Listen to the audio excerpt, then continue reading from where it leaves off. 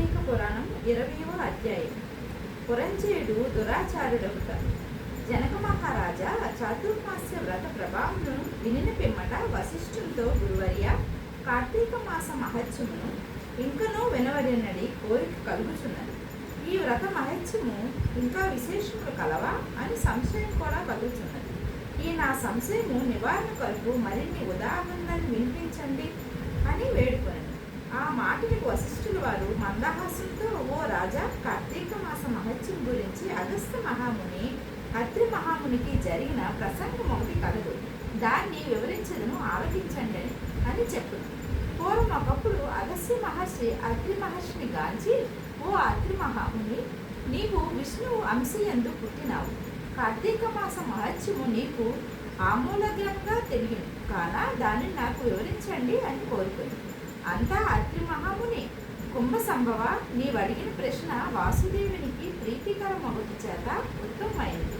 కార్తీక మాసంతో సమానమగు మాసము, వేదములతో సమానమగు శాస్త్రము, ఆరోగ్య సంపదకు సాటి సంపద లేదు. అట్లనే శ్రీమన్నారాయణ కంటే వేరే దేవుడు లేడు.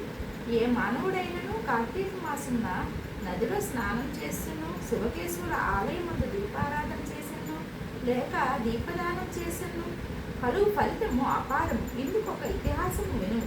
త్రేతాయుగున పురంజేయుడను సూర్యవంశపు రాజు అయోధ్య నగరమును రాజధానిగా చేసుకుని రాజ్యమేలు చూడాడు.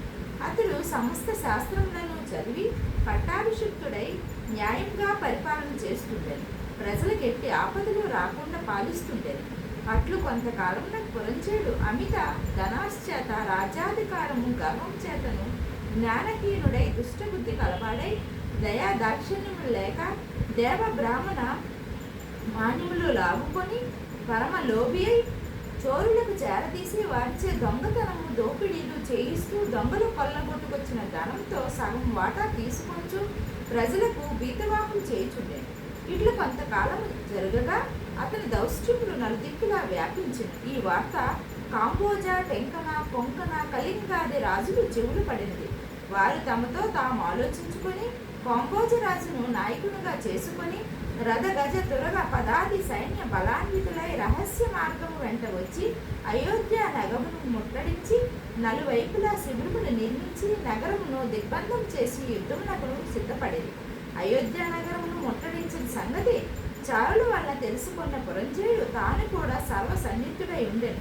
అయినను ఎదుటిపక్షం వారిది బలాన్వితులుగా ఉండుట, తాను బలహీనుడిగా నుండుట విచారించి ఏమాత్రము భీతి చెందక శాస్త్ర సంబంధితమైన రథమెక్కి సైన్యాధిపతులను ఉరికొల్పి చతురంగ బల సమేతమైన సైన్యంతో యుద్ధ సన్నద్ధుడై వారిని ఎదుర్కొన బేరి మోగించెను. సింహనాదము గావిస్తూ మేఘములు గర్జించినట్లు హుంకరించి శత్రు సైన్యములపై పడెను. 20వ రోజు పారాయణము సమాప్తం. ఓం నమః శివాయ.